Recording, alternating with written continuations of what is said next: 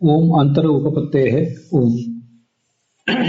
ಈ ಸೂತ್ರದ ತತ್ವಪ್ರಕಾಶಕ ನಾವೀಗ ನೋಡ್ತಿದ್ದೇವೆ.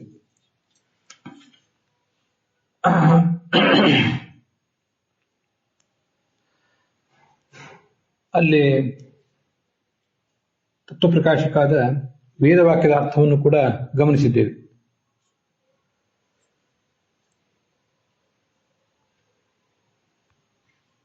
ವೇದವಾಕ್ಯದ ಅರ್ಥವನ್ನು ಯಾಕೆ ನೋಡಿದ್ದೀವಿ ಅಂದರೆ, ಅಲ್ಲಿ ಅರ್ಥವಾದ ಹೀಗೆಲ್ಲ ಬಂದಿದೆ. ಈ ಅಗ್ನಿಯನ್ನು ತಿಳ್ಕೊಂಡಿದ್ದಂಥ ಫಲ ಏನು ಇತ್ಯಾದಿ ವಿಷಯ ಬಂದಿದೆ.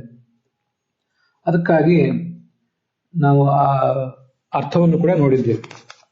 ಈ ಜ್ಞಾನವನ್ನು ಪಡ್ಕೊಂಡವನಿಗೆ ಏನು ಲಾಭ ಅನ್ನೋದರ ತಾತ್ಪರ್ಯ. ಪೂರ್ವಪಕ್ಷ ಮತ್ತು ಅದಕ್ಕೆ ಸಿದ್ಧಾಂತದ ಒಂದು ಸಮಾಧಾನ, ಮತ್ತೆ ಪೂರ್ವಪಕ್ಷ ಸಿದ್ಧಾಂತದ ಒಂದು ಸಮಾಧಾನ ಇದನ್ನು ನಡೆದಿದೆ. ಪೂರ್ವಪಕ್ಷದ ಮಂಡನೆಗೆ ನಡೆದಿದೆ ಒಟ್ಟಾರೆ. ಇಲ್ಲಿ ತತ್ವಪ್ರಕಾಶಿಕಾದಲ್ಲಿ ನಚವಾಕ್ಯಂ ಅಗ್ನೇಹೇ ಆದಿತ್ಯಸ್ತತ್ವಕಥನಂ ಔಪಚಾರಿಕಂ ಕಿಂ ನ ಸ್ಯಾತ್ ಅಂತ ಸ್ವಲ್ಪ ಹಿಂದೆ ಹೋಗ್ಬೇಕು. ಈಗಾಗಲೇ ಆಗಿ ಹೋದ ಪಾಠವೇ ಅದು. ಎರಡು ವಾಕ್ಯಗಳ ಕುರಿತು ಚರ್ಚೆ ನಡೆದಿದೆ. ಒಂದು ತೈತ್ರಿಯ ಉಪನಿಷತ್ತಿನಲ್ಲಿ ಬಂದಿರುವಂತಹ ವೇದವಾಕ್ಯ, ಸಯಶ್ಚಾಯಂ ಪುರುಷೇ ಯಶ್ಚಾಸಾವಾದಿತ್ಯೆ ಅನ್ನುವಂಥ ವೇದವಾಕ್ಯ ಒಂದು ಕಡೆ, ಮತ್ತೆ ಯಯೇಶೋಂತರಕ್ಷಿಣೆ ಅಂತ ಇನ್ನೊಂದು ವೇದವಾಕ್ಯ, ಛಾಂದೋಗ್ಯ ಉಪನಿಷತ್ತಿನಲ್ಲಿ ಬಂದಿರುವಂತಹ ವೇದವಾಕ್ಯ. ಇವೆರಡು ವೇದವಾಕ್ಯಗಳ ಕುರಿತು ಈಗ ಚರ್ಚೆ ನಡೆದಿದೆ. ಹಾಗೆ ಚರ್ಚೆ ನಡೆದಾಗ ಯಾವುದಕ್ಕೆ ಬೆಲೆ ಕೊಡಬೇಕು ಅನ್ನುವುದು ಇಬ್ಬರ ನಡುವೆ ವಿವಾದದ ವಿಷಯ ಆಗಿದೆ. ಅಲ್ಲಿ ಬಹು ಅಗ್ನಿಶ್ರುತಿ ಸದ್ಭಾವಾಚ ಅಂತ ಹೇಳಿದರು. ಏತಸ್ಮಿನ್ ಪ್ರಕರಣೆ ಅಥಃ ಅಗ್ನಯ ಸಮೂದಿರೆ ಗಾರ್ಹಪತ್ಯ ಅನುಶಶಾಸ ಇತ್ಯಾದಿ ಬಹುಅಗ್ನಿಶ್ರುತಿ ಸದ್ಭಾವಾಚ, ಅನೇಕ ಅಗ್ನಿಗಳ ಕುರಿತು ವರ್ಣನೆ ಇದೆ ಅಂತೆಲ್ಲ ನಾವು ಟೀಕಾವಾಕ್ಯದಲ್ಲಿ ನೋಡಿದ್ದೀವಿ. ಮತ್ತು ಆದಿತ್ಯಶ್ಚಕ್ಷುರ್ಭೂತ್ವ ಅಕ್ಷಿಣೀ ಪ್ರಾವಿಶತ್ ಅನ್ನುವ ವೇದವಾಕ್ಯವನ್ನು ಕೂಡ ಪೂರ್ವಪಕ್ಷದವರು ಉದ್ಧರಿಸಿದ್ದನ್ನು ನೋಡಿದ್ದೇವೆ. ಆದಿತ್ಯನೇ ಚಕ್ಷುಸ್ಸಿನಲ್ಲಿದ್ದು ಅಕ್ಷಿಯ ಗೋಲಕಗಳನ್ನು ಪ್ರವೇಶ ಮಾಡಿದ್ದಾನೆ ಅಂತ ಅಲ್ಲಿ ಬಂದಿದೆ. ಚಕ್ಷುಸ್ಸಿನಲ್ಲಿದ್ದು ಅಂದರೆ ಒಬ್ಬನೇ ಅಭಿಮಾನಿ ದೇವತಾ, ಅವನು ಚಕ್ಷುಸ್ಸಿನ ಗೋಲಕದಲ್ಲೂ ಇದ್ದಾನೆ. ಸೂರ್ಯಮಂಡಲದ ಅಭಿಮಾನಿ ದೇವತೆಯೇ ಇಲ್ಲೂ ಇದ್ದಾನೆ ಅಂತೆಲ್ಲ ನೋಡಿದ್ದೇವೆ. ಅಲ್ಲಿ ಇದೊಂದು ವೇದವಾಕ್ಯ ಇತ್ತು, ನಚವಾಕ್ಯಂ ಅಗ್ನೇಹೇ ಆದಿತ್ಯಸ್ತು ಕಥನಂ ಔಪಚಾರಿಕಂ. ಸಿದ್ಧಾಂತಗಳು ಹೇಳಬಹುದಾದಂಥ ಒಂದು ಸಮಾಧಾನ. ಅದಕ್ಕೆ ಮುಂದೆ ಅಪೂರ್ವ ಪಕ್ಷದವರು ಸೋಹಮಸ್ಮಿ ಸಯೇವಾಹಮಸ್ಮಿ ಇತಿ ಅಭ್ಯಾಸಾತ್ ಅಂತ ಹೇಳಿದ್ದಾರೆ. ಈಗ ಅಲ್ಲಿ ಅಗ್ನಿ ಅವನಿರೋದು ಕಣ್ಣಿನಲ್ಲಿ ಮಾತ್ರ, ಹೊರತು ಆದಿತ್ಯನಲ್ಲಿ ಇದ್ದಾನೆ ಅಂತ ಪ್ರಯೋಗ ಮಾಡಿದ್ದೆ ಅಂತ ಹೇಳಿದ್ದೇನಿದೆ ಅದು ಔಪಚಾರಿಕ ಅಲ್ವಾ ಅಂತ ಸಿದ್ಧಾಂತಗಳು ಮಾಡಬಹುದಾದ ಒಂದು ಸಮಾಧಾನ. ಯಶ್ಚಾಸಾವಾದಿತ್ಯೆ ಇತಿ ಶ್ರುತಿ ವಿರೋಧಾತ್ ಇತಿ, ಇದಿಷ್ಟು ಸಿದ್ಧಾಂತಗಳು ಹೇಳುವಂತಹ ವಿಚಾರ. ಯಶ್ಚಾಸಾವಾದಿತ್ಯ ಸಯಶ್ಚಾಯಂ ಪುರುಷೇ ಯಶ್ಚಾಸಾವಾದಿತ್ಯೆ ಅನ್ನುವ ವೇದವಾಕ್ಯ, ತೈತ್ರಿಯ ಉಪನಿಷತ್ತಿನ ವಾಕ್ಯ, ಅದು ಆದಿತ್ಯ ಸೂರ್ಯನಲ್ಲಿದ್ದಾನೆ ಅಂತ ಹೇಳ್ತಾ ಇದೆ. ಆದಿತ್ಯ ಮತ್ತು ಸೂರ್ಯ ಇಬ್ಬರೂ ಕೂಡ ಕಣ್ಣಿನಲ್ಲಿದ್ದಾರೆ ಅಂತ ಹೇಳುವುದು, ವಿಶೇಷತಃ ಅಗ್ನಿ ಆದಿತ್ಯನಲ್ಲಿದ್ದಾನೆ ಅಂತ ಹೇಳುವುದೇನಿದೆ ಅದು ಔಪಚಾರಿಕ, ಆ ಮಾತಿಗೆ ಅಷ್ಟು ಬೆಲೆ ಇಲ್ಲ ಅಂತ ಸಿದ್ಧಾಂತಗಳು ಹೇಳುವ ಒಂದು ಸಾಧ್ಯತೆ ಇದೆ. ಅದಕ್ಕೆ ಸೋಹಮಸ್ಮಿ ಸಯೇವಾಹಮಸ್ಮಿ ಅಂತ ಹೀಗೆ ಪ್ರಯೋಗ ಇದೆ ಅಂತ ಪೂರ್ವಪಕ್ಷದವರು ತಮ್ಮನ್ನು ತಾವು ಸಮರ್ಥನೆ ಮಾಡ್ಕೋತಾರೆ. ಇತಿ ಅಭ್ಯಾಸ, ಅಭ್ಯಾಸ ಇರುವುದರಿಂದ, ಮತ್ತೆ ಮತ್ತೆ ಹೇಳಿರುವುದರಿಂದ, ಅನ್ವಾಹಾರ್ಯ ಪಚನಾಗ್ನಿ, ಕಾರ್ಹಪತ್ಯಾಗ್ನಿ ಮತ್ತು ಈ ಆಹವನಿಯಾಗ್ನಿ, ಮೂರೂ ಜನ ಅಗ್ನಿಗಳು ಕೂಡ ಸೋಹಮಸ್ಮಿ ಸಯೇವಾಹಮಸ್ಮಿ ಅಂತ ಹೀಗೆ ಮತ್ತೆ ಮತ್ತೆ ಹೇಳ್ತಾ ಇದ್ದಾರೆ. ಆದ್ರಿಂದ ಅಭ್ಯಾಸ ಅನ್ನುವುದು ಸಮಾಖ್ಯಕ್ಕಿಂತ ಪ್ರಬಲ. ಈ ಸಯಶ್ಚಾಯಂ ಪುರುಷೇ ಯಶ್ಚಾಸಾವಾದಿತ್ಯ ಎನ್ನುವುದೇನಿದೆಯಲ್ಲ ಅದು ಸಮಾಖ್ಯ. ಸಮಾಖ್ಯ ಅಂದ್ರೆ ಸಮಾನ ವಿಷಯಕವಾದಂಥ ಪ್ರಮಾಣ. ವಿಷ್ಣುವನ್ನೇ ಅಲ್ಲಿ ನಾವು ತಗೊಳ್ಬೇಕು ಅಂತ ನಾವು ಸಮರ್ಥನೆ ಮಾಡಲಿಕ್ಕೆ ನಾವು ಹೇಳಿದಂಥ ಒಂದು ಮಾತು. ಆದ್ರಿಂದ ಅದನ್ನು ಸಮಾಖ್ಯ ಅಂತ ಹೇಳ್ತಾರೆ. ಆ ಸಮಾಖ್ಯಕ್ಕಿಂತ ಅಭ್ಯಾಸನೇ ಪ್ರಬಲ ಅಂತಲ್ಲಿ ಹೇಳಿದ್ದಾರೆ. ಅಭ್ಯಾಸ ಅಂದ್ರೆ ಮತ್ತೆ ಹೇಳೋದು. ಇದು ಪೂರ್ವ ಪಕ್ಷದವರು ಮಾಡಿದ ಸಮಾಧಾನ. ಆ ಸಿದ್ಧಾಂತಿಗಳ ನಡುವೆ ಒಂದು ಮಾತು ಹೇಳಿದಿಲ್ಲ, ಔಪಚಾರಿಕ ಅಂತ. ಔಪಚಾರಿಕ ಅಂದ್ರೆ ಅರ್ಥ ಏನು? ಹಾಗಾದ್ರೆ ಅಗ್ನಿಯನ್ನು ಆದಿತ್ಯನಲ್ಲಿ ಇದ್ದಾನೆ ಅಂತ ಹೇಳುವ ಮಾತು ಅದು ಔಪಚಾರಿಕ ಅಂತ ಪ್ರಶ್ನೆ. ಈ ಟೀಕಾವಾಕ್ಯ ಇದೆಯಲ್ಲ, ಈ ಟೀಕಾವಾಕ್ಯವನ್ನ ಪ್ರಕ್ಷಿಪ್ತ ಅಂತ ಅಭಿನವ ಚಂದ್ರಿಕಾದಲ್ಲಿ ಹೇಳಿದ್ದಾರೆ. ಬೇರೆ ಟಿಪ್ಪಣಿಕಾರರ ಆ ಥರ ಹೇಳಲಿಲ್ಲ, ಆದರೆ ಅಭಿನವ ಚಂದ್ರಿಕಾಕಾರರು ಮಾತ್ರ ಆ ಥರ ಹೇಳಿದ್ದಾರೆ. ಅದೊಂದು ನಮ್ಮ ಗಮನದಲ್ಲಿರಬೇಕು. ನಾವು ಅದನ್ನು ಒಪ್ತೀವೋ ಬಿಡ್ತೀವೋ, ಉಳಿದವರೆಲ್ಲರೂ ಅದಕ್ಕೆ ವ್ಯಾಖ್ಯಾನ ಮಾಡಿದ್ದಾರೆ. ಆದರೆ ಅಭಿನವ ಚಂದ್ರಿಕಾಕಾರರು ಮಾತ್ರ ಅದನ್ನು ಪ್ರಕ್ಷಿಪ್ತ ಅಂತ ಹೇಳಿದ್ದಾರೆ. 762ನೇ ಪುಟದಲ್ಲಿ ಅತ್ರ ಔಪಚಾರಿಕಂ ಕಿಂ ನ ಸ್ಯಾದಿತಿ ಪ್ರಕ್ಷಿಪ್ತಂ. ಅಭಿನವ ಚಂದ್ರಿಕಾ ಟಿಪ್ಪಣಿಯಲ್ಲಿ 762ನೇ ಪುಟದಲ್ಲಿ ಕೆಳಗಿಂದ ಒಂದು 6-7 ವಾಕ್ಯ, ಪುಟದ ಕೆಳಗಿನಿಂದ ಔಪಚಾರಿಕಂ ಕಿಂ ನ ಸ್ಯಾತ್ ಅಂತ ಟೀಕಾ ವಾಕ್ಯದಲ್ಲಿ ಇದೆಯಲ್ಲ, ಆ ವಾಕ್ಯ ಪ್ರಕ್ಷಿಪ್ತ, ಅದನ್ನು ಸ್ವೀಕಾರ ಮಾಡೋದು ಬೇಡ. ಒಟ್ಟಾರೆ ಟೀಕಾ ವಾಕ್ಯದ ಪಾಠ ಹೇಗಿರಬೇಕು ಅನ್ನೋದನ್ನು ಹೇಳ್ತಾರೆ.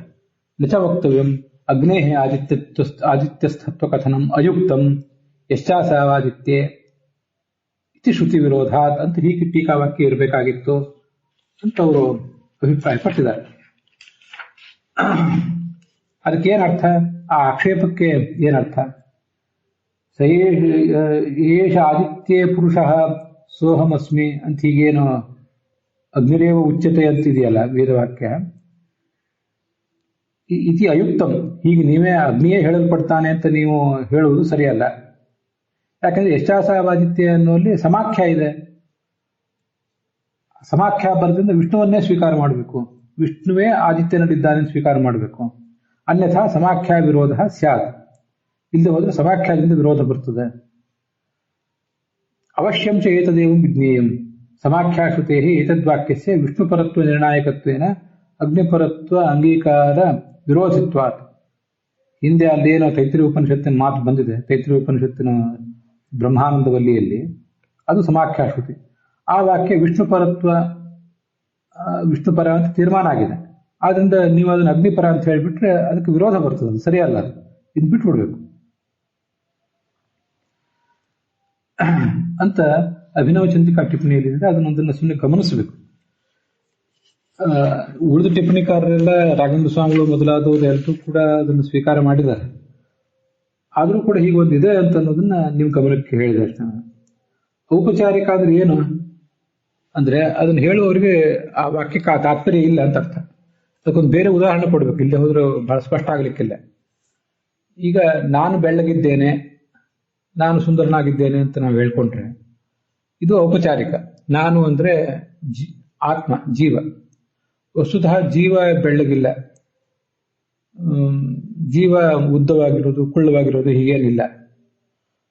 ಉದ್ದವಾಗಿರುವುದು, ಸುಂದರವಾಗಿರುವುದು ಅಥವಾ ಕುಳ್ಳವಾಗಿರುವುದು, ಕಪ್ಪಾಗಿರುವುದು ಏನೇ ಆದ್ರೂ ಕೂಡ, ಅಥವಾ ರೋಗಗ್ರಸ್ತವಾಗಿರುವುದು ದೇಹ.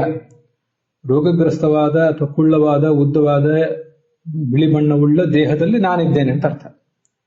ಔಪಚಾರಿಕ ಅಂದ್ರೆ ಹೀಗೆ ಅರ್ಥ. ಅಕ್ಷರಶಃ ಅದನ್ನು ತಗೊಳ್ಬಾರ್ದು ಅಂತ ಔಪಚಾರಿಕ ಅನ್ನೋ ಮಾತಿನ ತಾತ್ಪರ್ಯ. ಈಗಿಲ್ಲಿ ಅಗ್ನೇಹಿ ಆದಿತ್ಯಸ್ಥ ಕಥನಂ ಔಪಚಾರಿಕಂ, ಅಗ್ನಿಯು ಆದಿತ್ಯನಲ್ಲಿದ್ದಾನೆ ಅನ್ನೋ ಮಾತು ಔಪಚಾರಿಕ ಅಂತ ಬಂತಲ್ಲ, ಹಾಗೆ ಅದು ಔಪಚಾರಿಕ ಅಂತ ಹೇಳಿದ್ರೆ ಹಾಗಾದ್ರೆ ಆ ಮಾತಿನ ಅರ್ಥ ಏನು ಅಂತ ಪ್ರಶ್ನೆ ಬರ್ತದೆ. ಅದನ್ನ ಬೇರೆ ಯಾವ ವಾಕ್ಯ ಟಿಪ್ಪಣಿಕಾರರು ವಿವರಿಸಿಲ್ಲ. ಆದ್ರಿಂದ ಇದು ಔಪಚಾರಿಕ, ಇದು ಪ್ರಕ್ಷಿಪ್ತ ಅಂತ ಅಭಿನವ ಚಂದ್ರಿಕಾಕಾರರು ಹೇಳೋದು ಮಾತೇನಿದೆ ಸ್ವಲ್ಪ ನಮಗೆ ಸಮಾಧಾನ ಕೊಡ್ತದೆ. ಪ್ರಕ್ಷಿಪ್ತ ಅಂತ ಹೇಳಿದ್ರೆ ಹಾಗಾದ್ರೆ ಉಳಿದ ಟಿಪ್ಪಣಿಕಾರರೆಲ್ಲ ಅದನ್ನು ತಗೊಂಡಿದಾರಲ್ಲ, ಇದನ್ನ ಇಲ್ಲಿ ನೀವು ಹೇಗೆ ಪ್ರಕ್ಷಿಪ್ತ ಅಂತ ಹೇಳ್ತೀರಿ, ನಿಮಗೇನು ಟೀಕಾ ಬೇರೆ ಪಾಠ ಸಿಕ್ಕಿದೆಯಾ ಅಂತೆಲ್ಲ ಪ್ರಶ್ನೆ ಬರ್ತದೆ. ನಿಮ್ಗೆ ಇದನ್ನ ಕೇಳುವವರಿಗೆ ಗೊತ್ತಿರಬೇಕು. ಮರ್ತೋಗಿದ್ರೆ ಇಲ್ಲಿ ಮತ್ತೊಂದ್ಸರಿ ಹೇಳ್ತಿದ್ದೇನೆ. ಅನೇಕ ಕಡೆ ಖಂಡನತ್ರಯ ಮೊದಲಾದ ಗ್ರಂಥಗಳಿಗೂ ಕೂಡ ಮಂದಾರ ಮಂಜರಿ ಅಂತ ಟಿಪ್ಪಣಿ ಅಲ್ಲಿ ವ್ಯಾಸರಾಜರು ವ್ಯಾಖ್ಯಾನ ಮಾಡಿರ್ತಾರೆ. ಆದ್ರೆ ಅದನ್ನ ಅಭಿನವ ಚಂದ್ರಿಕಾಕಾರರು ಈ ವಾಕ್ಯ ಟೀಕಾದ ಈ ವಾಕ್ಯ ಪ್ರಕ್ಷಿಪ್ತ, ಇದು ಬೇಡ, ಇಷ್ಟು ಮಾತ್ರ ಸಾಕು, ಇದಕ್ಕೆ ಹೀಗೆ ಅರ್ಥ ಅಂತ ಬೇರೆ ತರ ಹೇಳಿರ್ತಾರೆ. ಅಭಿನವ ಚಂದ್ರಿಕಾಕಾರರನ್ನ ಇವತ್ತಿಗೂ ಎಲ್ಲರೂ ಕೂಡ ಒಪ್ಪೋದಿಲ್ಲ. ಉತ್ತರಾದಿ ಮಠದ ಸ್ವಾಮಿಗಳೇ ಅವರು. ಆದ್ರೂ ಕೂಡ ಅವ್ರು ಹೇಳಿದ ಟಿಪ್ಪಣಿಗಳನ್ನು ಎಲ್ಲರೂ ಒಪ್ಪೋದಿಲ್ಲ. ಯಾಕೆಂದ್ರೆ ಅವ್ರು ಹೇಳಿದ ಟಿಪ್ಪಣಿ ರಾಘವೇಂದ್ರ ಸ್ವಾಮಿಗಳು, ವ್ಯಾಸರಾಜರು ಇತ್ಯಾದಿ ಟಿಪ್ಪಣಿಕಾರರಿಗೆ ವಿರುದ್ಧ ಆಗಿದೆ ಅಂತ ಹೇಳಿ. ನೀವು ಒಪ್ಪಿ ಬಿಡಿ, ಹಾಗೊಂದು ಅವರು ಆಲೋಚನೆ ಮಾಡಿದ್ದಾರೆ ಅನ್ನೋದನ್ನ ನಮ್ಮ ಗಮನದಲ್ಲಿಟ್ಟುಕೊಂಡ್ರೆ ಸಾಕು. ಅನೇಕ ಸಮಸ್ಯೆಗಳಿರ್ತವೆ. ಇದ್ದ ಟೀಕಾ ಗ್ರಂಥಗಳೆಲ್ಲವೂ ಕೂಡ ಸ್ವಚ್ಛವಾದ ರೂಪದಲ್ಲಿ ಉಪಲಬ್ಧ ಇಲ್ಲ. ಅವಳಲ್ಲಿ ಏನೇನೋ ಸಮಸ್ಯೆ ಇದೆ, ಅರ್ಥಕ್ಕೆ ಸಂಬಂಧಪಟ್ಟಂತೆ, ಶಬ್ದಕ್ಕೆ ಸಂಬಂಧಪಟ್ಟಂತೆ ಸಮಸ್ಯೆ ಇದೆ ಅನ್ನೋದನ್ನ ಇವತ್ತು ವಿದ್ವಾಂಸರು ಮನಗಾಣ್ತಿದ್ದಾರೆ. ಅದನ್ನು ನಾವು ತಿಳ್ಕೊಂಡಿದ್ರೆ ಸಾಕಷ್ಟೇ. ಅದ್ರ ಬಗ್ಗೆ ಇನ್ನು ಹೆಚ್ಚು ನಾವು ಎಳೆದಾಡುವುದು ಅಗತ್ಯ ಇಲ್ಲ. ಆದರೆ ಹೀಗೆ ಹೇಳಿದ್ದಾರೆ ಅಭಿನವ ಚಿಂತಕಾಕಾರರು ಅಂತ ಗೊತ್ತಿದ್ರೆ ಸಾಕು. ಮುಂದೆ ಟೀಕಾವಾಕ್ಯದಲ್ಲಿ ಪೂರ್ವ ಪಕ್ಷದವರು ತಮ್ಮನ್ನು ತಾವು ಸಮರ್ಥನೆ ಮಾಡಿಕೊಳ್ಳುವ ಪ್ರಸಂಗದಲ್ಲಿ ಅಭ್ಯಾಸಸ್ಯ ಸಮಾಖ್ಯಾತೋ ಬಲವತ್ವಾತ್ ಅಂತಿದೆ. ಅದ್ರ ಬಗ್ಗೆ ಟಿಪ್ಪಣಿಗಳಲ್ಲಿ ಸಾಕಷ್ಟು ವಿವರ ಹೇಳಿದ್ದಾರೆ. ಆದ್ರೆ ಅಷ್ಟೆಲ್ಲ ಹೆಚ್ಚು ವಿವರಗಳು ನಮಗೆ ಬೇಕಾಗಿಲ್ಲ. ನಾವು ತತ್ವ ಸಮನ್ವಯ ತನ್ನ ಸೂತ್ರದಲ್ಲಿ ಆಚಾರ್ಯರು ಸಂಹಾರ ಅಭ್ಯಾಸೋ ಪೂರ್ವತಾ ಫಲಂ ಅರ್ಥವಾದೋಪಪತ್ತಿ ಚ ಲಿಂಗಂ ತಾತ್ಪರ್ಯ ನಿರ್ಣಯೇ ಅಂತ ಈ ಶಾಸ್ತ್ರದ ತಾತ್ಪರ್ಯ ಏನು ಅಂತ ತೀರ್ಮಾನ ಮಾಡ್ಲಿಕ್ಕೆ ಬೇಕಾದ ಕೆಲವು ಸೋರ್ಸ್ಗಳನ್ನು ಹೇಳಿದ್ದಾರೆ. ಅದರಲ್ಲಿ ಅಭ್ಯಾಸ ಅಂತಿದೆ. ಆದರೆ ಸಮಾಖ್ಯ ಅಂತ ಅಲ್ಲಿ ಬಂದಿಲ್ಲ. ಶ್ರುತಿರ್ಲಿಂಗಂ ಸಮಾಖ್ಯ ಚ ವಾಕ್ಯಂ ಪ್ರಕರಣಂ ತಥಾ ಪೂರ್ವಂ ಬಲೀಯಸ್ಯ ದೇವಮಾಗಮ ನಿರ್ಣಯ ಅಂತ ಇನ್ನೊಂದು ಶ್ಲೋಕ ಇದೆ. ಅದು 1ನೇ ಅಧ್ಯಾಯದ 3ನೇ ಪಾದದಲ್ಲಿ 24ನೇ ಸೂತ್ರದಲ್ಲಿ. ಅಲ್ಲಿ ಶಬ್ದಾದೇವ ಪ್ರಮಿತ ಅಂತ ಆ ಸೂತ್ರ. ಅಲ್ಲಿ ಸ್ಕಂದ ಪುರಾಣದ ಮಾತಿದೆ. ಅಲ್ಲಿ ಸಮಾಖ್ಯ ಅಂತ ಬಂದಿದೆ. ಸಮಾಖ್ಯ ಅಂದ್ರೆ ಸಮಾನ ವಿಷಯಕವಾದ ಪ್ರಮಾಣ ಅಂತ ಅರ್ಥ. ಅದಕ್ಕಿಂತ ಅಭ್ಯಾಸ ಅನ್ನೋದು ಪ್ರಮಾಣ. ಈ ಎರಡೂ ಶ್ಲೋಕಗಳನ್ನು, ಆ ಪುರಾಣದಲ್ಲಿ ಬಂದಿರುವ ಎರಡೂ ಶ್ಲೋಕಗಳನ್ನು ಒಟ್ಟಿಗೆ ತಗೊಳ್ಬೇಕು. ಅದರಲ್ಲಿ ಇಂಥದ್ದು ಪ್ರಬಲ, ಇಂಥದ್ದು ದುರ್ಬಲ ಅಂತ ಹೀಗೆಲ್ಲ ಅದನ್ನು ಸಮರ್ಥನೆ ಮಾಡಿದ್ದಾರೆ. ಅದರಂತೆ ಅಭ್ಯಾಸ ಅನ್ನುವುದು ಸಮಾಖ್ಯಕ್ಕಿಂತ ಪ್ರಬಲ ಅಂತಿಷ್ಟು ಬಂದಿದೆ. ಇದು ನಾವು ಹಿಂದೆ ನೋಡಿದ್ದೀವಿ. ನಚ ವಿಷ್ಣುಗ್ರಹಣೆ ಅಪೂರ್ವತೆಯ ಅಭ್ಯಾಸಸ್ಯಾಪಿ ಬಾಧ. ಈಗ ಪೂರ್ವ ಪಕ್ಷದವರು ಅಭ್ಯಾಸ ಅನ್ನುವುದೇ ಪ್ರಬಲ, ಸಮಾಖ್ಯ ಅನ್ನೋದು ದುರ್ಬಲ ಅಂತ ಹೇಳಿದ್ರಿ. ಅದಕ್ಕೆ ಸಿದ್ಧಾಂತಿಗಳು ಮತ್ತೊಂದು ಹೇಳ್ತಾರೆ, ಅಪೂರ್ವತ ಅನ್ನೋದು ಅಭ್ಯಾಸಕ್ಕಿಂತ ಪ್ರಬಲ ಅಲ್ವಾ? ವಿಷ್ಣುವನ್ನು ಗ್ರಹಣ ಮಾಡಿದ್ರೆ ಇಲ್ಲಿ ಅಪೂರ್ವತ ಅನ್ನೋದು ಬರ್ತದಲ್ಲ ಅಂತಿದೆ. ಇದಕ್ಕೆ ಟಿಪ್ಪಣಿಯಲ್ಲಿ ಒಂದ್ ಕಡೆ ಬಂದಿದೆ, ಅದನ್ನ ನೋಡ್ಬೇಕು. 758ನೇ ಪುಟದಲ್ಲಿ ರಾಘವೇಂದ್ರ ಸ್ವಾಮಿಗಳ ಭಾವದೀಪ ಟಿಪ್ಪಣಿ ಏನಿದೆ, ಅಲ್ಲಿ ಕೆಳಗಿನಿಂದ ಹೋಗ್ಬೇಕು ನೀವು, ಸ್ವಲ್ಪ ಮಧ್ಯದಲ್ಲಿದೆ. ಅಪೂರ್ವತಯ ಅಂತ ಬಂದಿದೆ. ಅಪೂರ್ವತಯ ಅಂದ್ರೆ ಅತ್ಯಲೌಕಿಕ ವಿಷ್ಣುಗ್ರಹಣೆ ಅಗ್ನಿಗ್ರಹಣಾದಪಿ ಅಪೂರ್ವಂ ಲಭ್ಯತೆ ಇತಿ ಅಪೂರ್ವತಯ ಇತ್ಯುಕ್ತಂ. ಅಗ್ನಿಯನ್ನು ಸ್ವೀಕಾರ ಮಾಡುವುದಕ್ಕಿಂತ, ಈ ಶಬ್ದಗಳಿಂದ ಪ್ರತಿಪಾದ್ಯ ಅಗ್ನಿಯನ್ನು ಸ್ವೀಕಾರ ಮಾಡುವುದಕ್ಕಿಂತ ಅತ್ಯಲೌಕಿಕನಾದಂಥ ಅಗ್ನಿ, ಇಂದ್ರ ಮೊದಲಾದ ಎಲ್ಲರಿಗಿಂತಲೂ ಅತಿಭಿನ್ನನಾದವನು ಅಂಥ ವಿಷ್ಣುವನ್ನು ಸ್ವೀಕಾರ ಮಾಡಿದರೆ ಅಪೂರ್ವವಾದ ಅರ್ಥವನ್ನು ಹಿಡಿದಂಗೆ ಆಗ್ತದೆ. ಆದ್ರಿಂದ ವಿಷ್ಣುವನ್ನೇ ಸ್ವೀಕಾರ ಮಾಡಿದ್ರೆ, ಇಲ್ಲೆಲ್ಲ ಕಡೆನೂ ಪ್ರತಿಪಾದ್ಯನಾದವನು ವಿಷ್ಣುವನ್ನು ಸ್ವೀಕಾರ ಮಾಡಿದರೆ ಅಭ್ಯಾಸಕ್ಕಿಂತ ಅಪೂರ್ವತ ಅನ್ನೋದೇ ಪ್ರಬಲ ಆಗ್ತದಲ್ಲ ಅಂತ ಸಿದ್ಧಾಂತಗಳು ಪ್ರಶ್ನೆ ಮಾಡುವ ಸಾಧ್ಯತೆ ಇದೆ. ಟೀಕಾವಾಕ್ಯದಲ್ಲಿ ಆ ಪೂರ್ವ ಪಕ್ಷವನ್ನು ಸಮರ್ಥನೆ ಮಾಡುವ ವೇದವಾಕ್ಯ ಇದೆಯಲ್ಲ, ಯತಃ ಅಗ್ನಿ ಅಕ್ಷಿಸ್ಥಿತ ಅತಃ ತಜ್ಞಾನಾನ್ ಮೋಕ್ಷೋ ಭವೇತ್. ಅಗ್ನಿಯೇ ಕಣ್ಣಲ್ಲಿರುವುದಾದ್ರಿಂದ ಅವನ ಜ್ಞಾನದಿಂದ ಮೋಕ್ಷ ಆಗಬೇಕು. ತದ್ಯಥಾ ಇತಿ ತಜ್ಞಾನಾತ್ ಸರ್ವಪಾಪ ಅಶ್ಲೇಷ ಉಕ್ತೇ ತದ್ಯಥ ಪುಷ್ಕರ ಪಲಾಶೆ ಆಪೋ ನಶ್ಲಿಷ್ಯಂತೆ ಅಂತ ಹೀಗೆ ಮಾತು ಬಂದಿದೆ. ಕಮಲದಲ್ಲಿ ಮೇಲೆ ನೀರು ನಿಲ್ಲೋದಿಲ್ಲ. ಅದರಂತೆ ಈ ಅಗ್ನಿಯನ್ನು ತಿಳ್ಕೊಂಡವನಿಗೂ ಕೂಡ ಪಾಪದ ಲೇಪ ಆಗೋದಿಲ್ಲ ಅಂತ ಹೀಗೆಲ್ಲ ಬಂದಿದೆ. ತಜ್ಞಾನಾತ್ ಸರ್ವಪಾಪ ಅಶ್ಲೇಷೇಚ ಮೋಕ್ಷಸ್ಯಾಪಿ ತದನ್ಯಥಾನುಪಪತ್ತೇವ ಉಪಪತ್ತೇ ಇತ್ಯರ್ಥ ಅನ್ನುವ ವೇದವಾಕ್ಯ ಈಗ ನಾನು ಸ್ವಲ್ಪ ವಿವರಿಸಬೇಕು, ಅನ್ವಯ ಕ್ರಮದಲ್ಲಿ ವಿವರಿಸಬೇಕು. ಇನ್ನು ನನಗದು ಗೊಂದಲ ಆಗಿತ್ತು, ಕೇಳಿದವ್ರಿಗೂ ಗೊಂದಲ ಆಗಬಾರ್ದು ಅಂತ ಅದನ್ನು ವಿವರಿಸುವಂತೆ. ಈಗ ಛಾಂದೋಗ್ಯ ಉಪನಿಷತ್ತಿನಲ್ಲಿ ಹೇಳಿದ್ದು, ಕಮಲದೆಲೆ ಮೇಲೆ ಹೇಗೆ ನೀರು ನಿಲ್ಲೋದಿಲ್ವೋ ಅದರಂತೆ ಪಾಪ ಈ ಜ್ಞಾನಿಗೂ ಕೂಡ, ಅಗ್ನಿ ಜ್ಞಾನಿಗೂ ಕೂಡ ಪಾಪಕರ್ಮದ ಲೇಪ ಆಗೋದಿಲ್ಲ ಅಂತ ಇಷ್ಟು ಬಂದಿದೆ. ತಜ್ಞಾನಾತ್, ಆ ಅಗ್ನಿಯ ಜ್ಞಾನದಿಂದ, ಅದು ಬ್ರಹ್ಮಜ್ಞಾನವೋ ಅಗ್ನಿಜ್ಞಾನವೋ ಅದು ಮುಂದೆ ನೋಡೋಣ, ಅದಿರಲಿ. ಸರ್ವಪಾಪ ಅಶ್ಲೇಷೇಚ, ಸರ್ವಪಾಪಗಳಿಂದಲೂ ಶ್ಲೇಷ ಆಗೋದಿಲ್ಲ ಅಂತ ಆದ್ಮೇಲೆ, ಅದು ಸತಿ ಸಪ್ತಮಿ ಪ್ರಯೋಗ. ಸರ್ವಪಾಪಗಳು ಇವನಿಗೆ ಅಂಟ್ಕೊಳ್ಳೋದಿಲ್ಲ ಅಂತ ಆದ್ಮೇಲೆ ಮೋಕ್ಷಸ್ಯಾಪಿ ತದನ್ಯಥಾನುಪಪತ್ತೇವ ಉಪಪತ್ತೇ ಅಂತಿದೆ. ಅಲ್ಲಿ ಮೋಕ್ಷಸ್ಯಾಪಿ ಅಂತ ಏನಿದೆಯಲ್ಲ ಅದನ್ನ ಆಮೇಲೆ ಓದ್ಕೋಬೇಕು. ನಿಮಗದು ವಾಕ್ಯ ಇಲ್ಲದೆ ಕನ್ಫ್ಯೂಸ್ ಮಾಡ್ತದೆ. ಅಗ್ನಿಯ ಜ್ಞಾನದಿಂದ ಯಾವ ಪಾಪವೂ ನಮಗೆ ಅಂಟುವುದಿಲ್ಲ ಅಂತ ಆದ ಮೇಲೆ ಇದು ಅಶ್ಲೇಷ ಅಂತ ಅನ್ನೋದಕ್ಕೆ ಅರ್ಥ. ತದನ್ಯಥಾನುಪಪತ್ಯ ಮೋಕ್ಷಸ್ಯಾಪಿ ಉಪಪತ್ತೇಹೇ ಅಂತ ಹೀಗೆ ಮೋಕ್ಷಸ್ಯಾಪಿ ಅನ್ನೋದನ್ನು ಆಮೇಲೆ ಇಟ್ಕೋಬೇಕು. ತದನ್ಯಥಾನುಪಪತ್ಯೈವ ಅಂತ ಅನ್ನೋದನ್ನು ಮೊದಲು ಇಟ್ಕೋಬೇಕು. ಅದರಿಂದ ಏನು ಅರ್ಥ ಆಗ್ತದಂದ್ರೆ, ಹಾಗಾದ್ರೆ ಅನ್ವಯ ಕ್ರಮದಲ್ಲಿ ಅರ್ಥ ಏನಾಯಿತು ಅಂದ್ರೆ, ಅಗ್ನಿಜ್ಞಾನಾತ್ ಸರ್ವ ಪಾಪ ಅಶ್ಲೇಷ, ಅಗ್ನಿ ಜ್ಞಾನದಿಂದ ಯಾವ ಪಾಪವೂ ಅಂಟುವುದಿಲ್ಲ ಅಂತ ಆದ್ಮೇಲೆ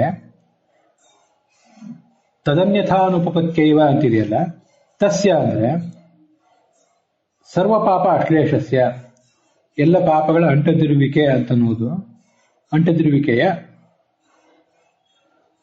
ಅನ್ಯಥಾ ಅನುಪಪತ್ತೇಹೇ ಅಂದ್ರೆ ಸರ್ವ ಪಾಪಗಳ ಅಂಟದಿರುವಿಕೆ ಅನ್ನುವುದು ಮೋಕ್ಷವಿಲ್ಲದೆ ಆಗುವುದಿಲ್ಲ. ಮೋಕ್ಷದಲ್ಲಿ ಮಾತ್ರ ಸರ್ವ ಪಾಪಗಳ ಅಂಟದಿರುವಿಕೆ ಆಗುವುದು. ಆ ವೇದವಾಕ್ಯದಲ್ಲಿ ಅಗ್ನಿ ಜ್ಞಾನದಿಂದ ಸರ್ವ ಪಾಪಗಳ ಅಂಟದಿರುವಿಕೆಯನ್ನು ಹೇಳಿದ್ದಾರೆ.